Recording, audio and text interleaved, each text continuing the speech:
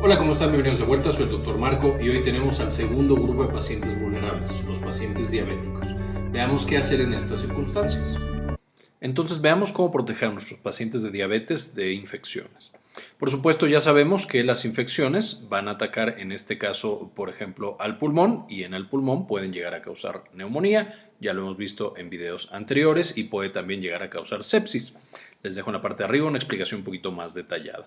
Por supuesto, el gran problema que tenemos en los pacientes diabéticos es que no tienen muchos de estos mecanismos para protegerse de estas infecciones. Los pacientes tienen a veces descontrol de la glucosa, van a tener casi siempre inmunosupresión, es decir, su sistema inmune no trabaja igual de bien que el de una persona sana. Esto principalmente porque su glucosa está descontrolada, entonces siempre que la glucosa está por encima del nivel normal, está afectando la función del sistema inmune y de otros sistemas como el cardiovascular. Y eso los lleva a que también frecuentemente nuestros pacientes diabéticos tengan comorbilidades. Es decir, a veces pueden tener hipertensión, pueden tener sobrepeso. En el caso de los diabéticos tipo 1 pueden llegar a tener problemas cardiovasculares como infartos en el cerebro o en el corazón, alguna insuficiencia vascular. Todo esto ya lo comentamos en el video de qué es la diabetes, que les dejo enlace acá arriba para que chequen con más detalle qué sucede con estos pacientes en términos generales en cuanto a su metabolismo. Total, cuando se exponen a algún patógeno, vamos a tener que su cuerpo no lo soporta de la misma manera, no logran controlar la infección en un buen tiempo y entonces esto hace que aumente la frecuencia de sepsis, es decir, esta infección generalizada que se va a extender por todo su cuerpo. Pero además vamos a tener que este descontrol de la glucosa se puede transformar en un descontrol mucho más severo que se conoce como cetoacidosis, en el cual es un estado también crítico porque no están siendo capaces de metabolizar de manera adecuada el azúcar, la glucosa, y los lleva a producir sustancias tóxicas, que son los cetoácidos, que son tóxicos cuando están en concentraciones muy elevadas, y puede hacer también que las comorbilidades que tenían se conviertan en complicaciones más severas. Es decir, si el paciente diabético antes tuvo un infarto, pues a lo mejor por toda esta inflamación que está generando la nueva infección, ahora tiene un segundo infarto. O el infarto que tenía progresa a insuficiencia cardíaca. Entonces ya con esto tenemos un panorama bastante desfavorable para estos pacientes. Ahora, en estos casos tenemos dos grandes problemas que presentan de manera más común los pacientes diabéticos ante una infección. Primero, la infección va a ser más severa, como mencionamos en la diapositiva pasada, llevando más frecuentemente a neumonía complicada y a sepsis, debido a que su sistema inmune no logra capturar el patógeno y por supuesto tampoco logra controlarlo a tiempo. Y también esto se puede ver en la falta de riego sanguíneo. Por supuesto, no a todos los tejidos, pero vamos a tener tejidos que no tienen una adecuada perfusión y esto puede llevar a que más rápido tengan una inflamación severa, descontrolada y que no llegue el sistema inmune de manera adecuada a todos los sitios. En segundo lugar, vamos a tener frecuentemente alteraciones metabólicas y esto es cualquier infección. Cualquier infección puede hacer que nuestro paciente diabético tenga una alteración metabólica. Es decir, si tenía la glucosa más o menos controlada con el medicamento que estaba tomando, metformina o si se estaba inyectando insulina, ahora tenemos que empieza a tambalearse, empieza a hacer tanto hipoglucemias, que son muy peligrosas y que pueden hacer que el paciente llegue a tener daño neurológico, o empieza a tener hiperglucemias que si no se controlan y el paciente no tiene ningún método efectivo para controlarla, es decir, no se está aplicando insulina o no tiene insulina o no se la sabe aplicar, lo puede llevar rápidamente de la hiperglucemia a la cetoacidosis que mencionábamos. La cetoacidosis, por supuesto, asociada con deshidratación severa, porque eso pasa frecuentemente con la cetoacidosis, y a una acidosis de toda la sangre. Es decir, la sangre se pone muy ácida debido a la presencia de estos cetoácidos. Ya hablamos también con mucho más detalle de la cetoacidosis en otro video y les dejo también el enlace acá arriba para que puedan consultarlo allá. Y hablamos un poquito del tratamiento y de todo lo demás. Entonces, con esto, ¿qué tenemos que hacer? Pues preparándonos ante una infección, por lo menos tener un mes de medicamentos listos para ser aplicados. Aquí, por supuesto, necesitamos que los medicamentos estén logrando un buen control de la glucemia y de la glucosa, es decir, que no tengamos hiperglucemias o hipoglucemias de manera frecuente y que nuestra hemoglobina glucosilada esté en un buen sitio. Que de nuevo ya hablamos de los números y en cuánto debemos estar en el video de qué es la diabetes.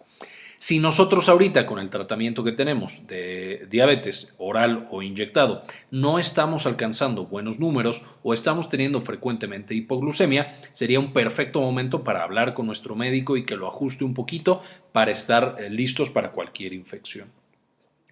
Punto número 2. En el caso de los pacientes diabéticos, si nosotros empezamos a desarrollar cetoacidosis, por ejemplo, esta cetoacidosis o también otra que se llama coma hiperosmolar, puede llevarnos a perder el estado de conciencia. Entonces un día a lo mejor amanecemos y estamos muy confundidos y nos cuesta trabajo levantarnos de la cama. Entonces va a ser extremadamente importante que mis familiares y yo tengamos una lista de todos los medicamentos que tomo, las dosis y las horas, para que si yo no pudiera aplicármelos, pudiera venir este familiar y por supuesto aplicarlos en el orden correcto y a la dosis correcta. Entonces es muy importante que estemos bien entrenados nosotros, pero que también entrenemos a nuestros cuidadores o a nuestros familiares y por supuesto tener un contacto cercano con ellos. Todos los días en la mañana hablar, preguntar cómo estamos, si necesitamos algo, porque esto nos va a proteger en caso de que yo tenga una infección y a lo mejor ni siquiera me estoy dando cuenta todavía porque estoy empezando apenas con los síntomas. El tener este tipo de comunicación me va a proteger. Entonces, esta lista es esencial, incluso en digital, la podemos tener en el WhatsApp, la podemos tener en algún grupo con mis cuidadores y con mis familiares. Punto número 3, si sabemos que la hipoglucemia es un riesgo, porque de pronto puedo estarme aplicando insulina, pero empiezo con una infección y empiezo a tener descontroles e hipoglucemias, yo necesito tener listo algo para esta hipoglucemia. En otros países se recomienda el glucagón, por ejemplo en Estados Unidos es un tratamiento frecuentemente usado, en México no es tan común, no tenemos en muchos sitios, pero bueno, entonces lo que podemos usar son literal carbohidratos simples, es decir, sustancias que tienen mucho azúcar, que tradicionalmente no son buenas en nuestra dieta, pero si yo de pronto debuto con una hipoglucemia, es decir, la glucosa muy baja, me empiezo a sentir mal, me falta el aire, tengo sudoración, pues entonces tomo un jugo de fruta o frutas literal completas o gelatina o dulces, incluso un poco de refresco. Eso lo que va a hacer es devolver la glucosa a mi nivel normal. Aquí solo seamos muy cuidadosos porque las primeras veces que me dan hipoglucemias los síntomas son súper intensos, entonces siento que me voy a morir. De hecho, se llama sensación de muerte inminente y sudo y me duele el pecho y me siento de la patada. Pero si yo empiezo a tener hipoglucemias de manera frecuente, eso hace que desaparezcan los síntomas. Entonces yo puedo tener niveles de glucosa extremadamente bajos, peligrosamente bajos, al borde de la convulsión, pero si he tenido muchas hipoglucemias, ya no voy a tener ningún síntoma. Es por eso que tener también suficiente equipo para monitorizar mi glucosa es esencial. Estar checándome con mis tiras cada vez que sea necesario, cada vez que me lo haya mandado mi médico, tal vez incluso un poquito más frecuente por el riesgo de tener una infección y todavía no darme cuenta. Entonces, muy importante tener esos carbohidratos simples a la mano, no saber dónde están, sino tenerlos a la mano por si yo tengo un episodio de hipoglucemia y tenga que darme un tratamiento de rescate. Por supuesto, esto también aplica para la hiperglucemia, entonces yo necesito también monitorizar mi nivel de glucosa y tener mi insulina a la mano lista. El gran problema con algunos pacientes es que solamente, por ejemplo, se controlan con metformina. La metformina no baja la glucosa de manera rápida, de hecho ni siquiera la baja, solo sensibiliza un poco a la insulina. De manera que si yo empiezo con una glucemia muy alta, 270, 300, pues no hay manera en la cual yo me la pueda bajar rápido. De manera que si frecuentemente me estoy acercando a esos números, por supuesto, ya debería tener por lo menos insulina rápida e idealmente ya estar insulinizado, es decir, platicar con mi médico para que me dé algo para poder bajarme esta glucosa. Frecuentemente sucede que los pacientes diabéticos de repente brotan con una infección, tienen un cuadro de hiperglucemia y solo tomaban metformina y eso lleva, por supuesto, a que no tengan manera ellos de bajarse la glucosa, tienen que ir al hospital y el punto es evitemos por ahora los centros de salud y los hospitales si nos es posible. Y también lo que mencionábamos que es el contacto con un cuidador, es decir, que yo tenga listo el teléfono de mi cuidador y todos los días esté hablando, o si ya soy un paciente que soy un poco más dependiente, entonces literal tener a alguien que me cuide todos los días. Ahora, ¿cuáles son los datos de alarma? Estos datos de alarma son principalmente de la cetoacidosis, que de nuevo es de lo primero que aparece con las infecciones severas, aunque por supuesto también está asociado a otras patologías como la sepsis, como el tener yo un infarto, etc. Todo esto asociado a una infección que puede desencadenar estas consecuencias. Entonces, si yo tengo de pronto dificultad para respirar severa, entonces esto es un dato de alarma importante. Dolor o presión en el pecho, por supuesto, es un dato de alarma importante. Confusión o incapacidad para mantenerme alerta, que es lo que mencionábamos en diapositivas pasadas.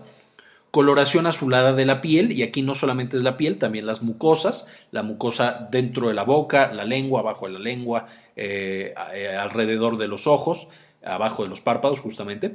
Todo eso, si está azulado, si está como más pálido y de un tono azul, eso me debe preocupar porque significa que mi sangre no se está oxigenando de una manera adecuada.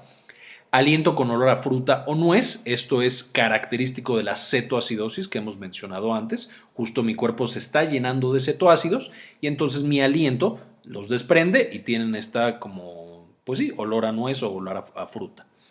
Si yo tengo náuseas, vómitos o dolor abdominal, también es importante. Uno, porque puede ser un dato temprano de que yo estoy teniendo un descontrol completo de la glucosa. Y dos, porque si yo vomito o si yo tengo diarrea o si yo tengo alguna otra cosa, estoy perdiendo líquido. Y entonces de pronto puede ser muy complicado mantenerme hidratado porque literal no hay cómo meterme agua. Si yo me la tomo y la vomito luego, es muy complicado. Y entonces puedo tener un mayor desequilibrio de agua o de electrolitos o mayor acidosis o algún otro proceso en la sangre. También orinar frecuentemente o sed excesiva, esto es comparado con antes, es decir, si yo todo el año pasado orinaba, voy a inventar un número, 10 veces al día y de pronto el último mes he estado orinando 20 veces al día, o yo tomaba 1 litro de agua y el último mes he estado tomando 3 litros de agua, entonces eso es un dato de alarma, no tan severo como los que están arriba, pero me puede indicar que algo está pasando. Cuando nosotros tenemos estos cetoácidos que ya mencionamos previamente, esos pueden hacer que orinemos más frecuentemente y pueden activar el reflejo de la sed. Entonces, me podrían indicar que se van incrementando y que tengo que cuidarme de una manera más estricta. Ahora, ¿qué pasa si te enfermas? Ya quedamos que si tenemos una infección o un descontrol en general, esto me puede llevar a deshidratación, hipoglucemia o hiperglucemia, y la hiperglucemia a su vez a cetoacidosis. Todo esto se puede juntar para que cualquier infección sea más severa, me lleve a sepsis y te da todas las complicaciones. Entonces, primero, si estoy enfermo, si me duele la garganta, si tengo fiebre o tengo alguna otra cosa, beber mucha agua. Si no soy capaz de tomar agua porque tengo náusea o porque estoy vomitando, al menos dar tragos pequeños cada 15 minutos, esto con el fin de evitar la deshidratación. Extremadamente importante, de las principales causas de hospitalización al principio es la deshidratación. Entonces, si mantenemos el estado de hidratación, si logramos tomar un poco de agua, muchas veces podemos evitar por completo el hospital y, por supuesto, evitar el riesgo de infectarme de todas las cosas que están llenas los hospitales, bacterias, virus y lo demás. Si la glucosa está abajo de 70 miligramos por decilitro o de la glucosa que manejamos tradicionalmente, porque hay que recordar que si somos diabéticos desde hace tiempo, a lo mejor nosotros tenemos hipoglucemia en 150, porque mi cuerpo ya se acostumbró a tenerla en, por poner un ejemplo, 200. Entonces, si mi glucosa está abajo de 70 o abajo del objetivo, me tengo que preocupar y tengo que consumir 15 miligramos de glucosa, es decir, de fruta que tenga equivalente a 15 miligramos, de refresco incluso podría ser, de dulces, etcétera, y volver a medirme en 15 minutos. Esto para evitar la hipoglucemia. La hipoglucemia es también una urgencia, entonces puede llevarnos a tener un estado de confusión severo, a no poder despertar, incluso a tener convulsiones. Pero si tenemos esta glucosa a la mano, no tiene por qué suceder. Es muy raro que si tomamos la glucosa en el momento adecuado, tengamos todas estas complicaciones. De pronto puede llegar a pasar que incluso nos tomamos el jugo, el refresco, lo que sea, medio nos sentimos mal. Incluso hay pacientes que se llegan a desmayar, pero ya tienen ahí dentro la glucosa, ya sube el nivel y eso hace que despierten después de un tiempo. Por supuesto, si yo tuve una hipoglucemia, es decir, abajo de 70 o abajo de mi glucosa objetivo, entonces tengo que monitorizarme la glucosa más frecuentemente ese y el siguiente día. Si yo me tomo mis glucosas capilares cada 3 horas, o bueno, no, eso es mucho, 2 veces al día, ahora me la tomo 4 veces al día. Entonces, si yo tuve hipoglucemia, me la tomo más frecuente para asegurarme que ya tengo un nivel adecuado de glucosa. Por otro lado, si mi glucosa está arriba de 240 miligramos por decilitro, más de 2 veces, es decir, yo me la tomo ahorita, me sale 260. Y en media hora me la vuelvo a tomar y sale 250, pues entonces mi glucosa está muy elevada y tengo que checar si tengo cetonas. Esto con tal de evitar la cetoacidosis. Si yo tengo ya cetonas elevadas o una glucosa muy elevada, pues tengo que tomar la mayor cantidad de agua que yo pueda. Esto va a bajar muy despacito y poco a poquito la glucosa y los cuerpos cetónicos, pero bueno, me protege un poco. Sin embargo, si no logro disminuir esta glucosa, entonces le hablo urgentemente a mi médico y le pregunto qué tengo que hacer. Esto para evitar la cetoacidosis. Mi médico en este caso me va a mandar seguramente una dosis extra de insulina, pero de nuevo, si yo solamente estoy tomando metformina, pues entonces voy a tener muy probablemente que ir al hospital o que ir a consulta o alguna otra cosa. Finalmente aquí pongo 240 miligramos por decilitro porque es tradicionalmente cuando aumenta el riesgo de presentar cetoacidosis, pero sabemos que hay pacientes que no tienen un buen control y entonces ya está su cuerpo acostumbrado a tener 260, 300. No está bien, por supuesto, tienen todavía riesgo de cetoacidosis, pero su médico pues va a saber qué tanto riesgo tienen por las medidas o mediciones de glucosa que tienen desde hace mucho tiempo y les puede dar un número más específico. Este es el número genérico para toda la población, pero vamos a tener que, dependiendo de lo que yo he tenido antes, con mi médico puedo decidir un número diferente. Ahora, lo más importante, por lo tanto, es tener una buena comunicación con mi cuidador y que, por supuesto, mi cuidador esté bien entrenado en mis necesidades en cuanto a medicamentos, intervenciones, que tengan ellos también glucosa disponible en el bolsillo, etc. Y también con mi médico, poder llamarle y decirle, doctor, fíjese que tengo miedo de infectarme, entonces, ¿qué número de glucosa debería preocuparme? Hacia abajo y hacia arriba. Oiga, ¿debería ya empezar a utilizar insulina? Y a lo mejor en estos días principalmente tener un mes de insulina para que si de pronto tengo 300, me aplique mi insulina y me baje en lugar de tener que ir a un hospital. Entonces esta comunicación va a ser esencial. ¿Qué datos de riesgo debo yo tener? Pues fíjese que yo como tuve un infarto, me preocupan los dolores en el pecho, o yo estoy sano más allá de la diabetes, entonces solamente me deben preocupar estas cosas. Esta comunicación va a ser esencial. Platiquen bien con sus médicos, tengan un plan de acción en caso de que algo se complique y con esto están básicamente protegidos. Les dejo la página de la American Diabetes Association, que es la Asociación Americana de Diabetes, que publica este tipo de información justamente. Y por supuesto también el agradecimiento a Nancy Sosa Betanzos, a la doctora Susana Vidal, María Eugenia Sobrino, a Aldo Novelo Canseco, a Andrés Castañeda y Laín Falco, que ya saben, todos los meses no solamente están suscritos al canal, sino que hacen un paso extra y apoyan el desarrollo de este contenido y apoyan la difusión. Realmente el crecimiento y todo lo que hacemos en este canal es en gran parte gracias a ellos. Entonces, chicos, muchísimas gracias y con esto terminamos este video. Bien, esto fue todo por el día de hoy. Les quiero agradecer muchísimo que vean hasta este punto del video. Cuídense mucho, nos vemos la próxima. No olviden suscribirse para recibir toda esta información, darle clic a la campanita para que les vayan avisando todos estos videos que vamos a estar subiendo para proteger nuestra salud. Y como siempre, ayúdenos a cambiar el mundo, compartan la información.